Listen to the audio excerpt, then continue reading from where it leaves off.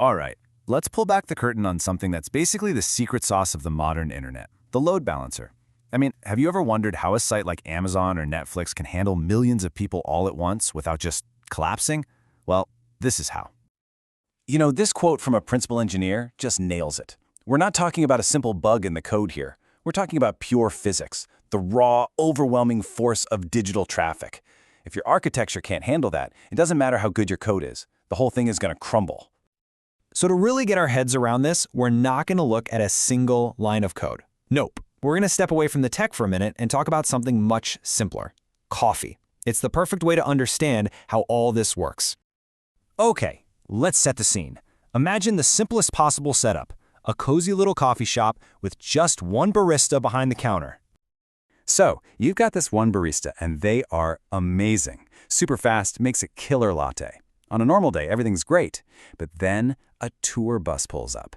50 people flood in all at once. Suddenly, it doesn't matter how good that one barista is, right?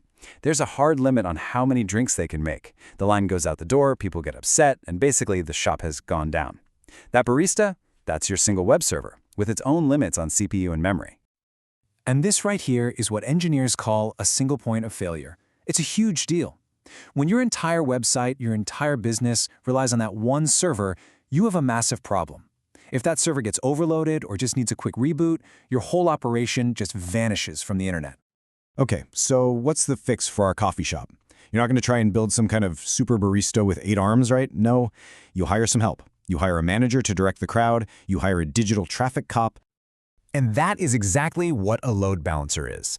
It's the traffic cop standing right at the door of your digital shop. So now, instead of one overworked barista, you've got a whole team of them. The load balancer's only job is to look at that long line of customers or web requests and smartly send each person to the next available barista. So what does the journey of your request actually look like? Well, when you type a website into your browser, the internet's phone book, the DNS, doesn't point you straight to the server. No, it sends you to the load balancer. The load balancer gets your request, takes a quick look at its team of servers, picks one that's healthy and ready to go, and forwards you along. Then, the server sends the web page back through the load balancer to you. You never even know it was there. All right, so we've got our traffic cop directing everyone, but how does it actually decide where to send each car? What's going on in its head to make those choices? I mean, think about it. For this whole system to work, that traffic cop needs to know 2 really important things. First, which of my servers are actually up and running right now? And second, once I have that list of healthy servers, what's the best way to hand out the work? Well, that first question is answered with something called a health check. You can think of the load balancer as being kind of paranoid, in a good way. Every few seconds, it's pinging each of its servers, basically asking, hey, you alive? You good? If a server doesn't answer back correctly, the load balancer immediately marks it as down and stops sending anyone its way. Okay, so the load balancer knows who's healthy and ready to work. Now what? How does it choose? This is where routing algorithms come in. The most basic one is round robin. It's just like dealing cards. One for server A, one for B, one for C, and then back to A.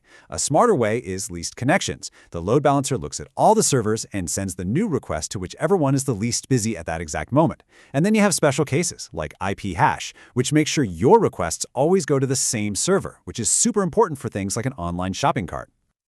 But wait, it gets even more interesting.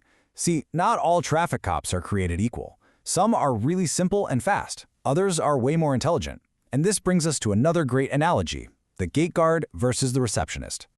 Think about it like this. You have your simple Layer 4 load balancer. That's your gate guard. They don't really care who you are or what you're doing. They just look at the to address on your package and wave you through to the right building. It's super fast, super simple. But then you have the Layer 7 load balancer. This is more like an intelligent receptionist in a big office building. They can actually read your paperwork, look inside your request, and send you to the exact right person on the right floor. And this table just lays out the trade-off perfectly. The L4 gate guard is blazing fast because it's basically blind. It only looks at the IP address and port. That's it.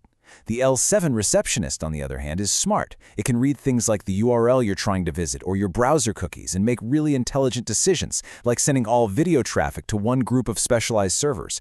But all that thinking, it takes a little more time, so it's a bit slower. So we've got this beautiful system, right? The tour bus problem is solved. Our traffic cop is directing everyone perfectly. But this leads to a brand new and kind of terrifying question. What happens if the cop faints? And this is one of those aha moments in system design.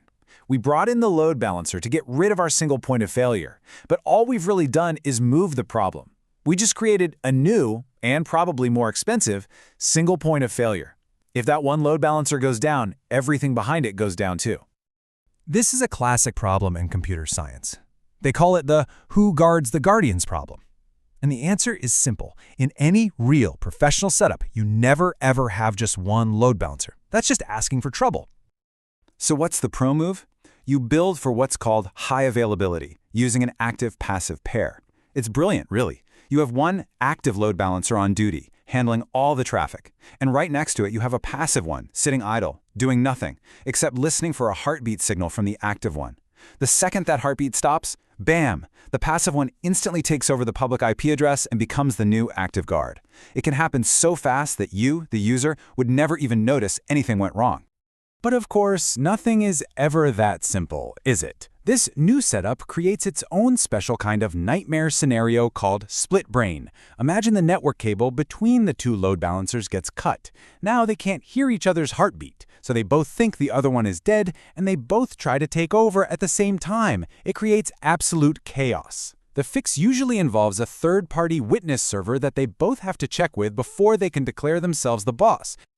And that really brings us full circle to the most important idea of all. From our single barista, to our smart receptionist, to our high availability pair, every solution we talked about is really just a trade-off.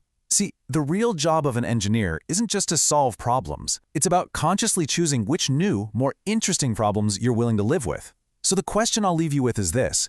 In the systems you build or use every day, what are the hidden trade-offs being made just beneath the surface?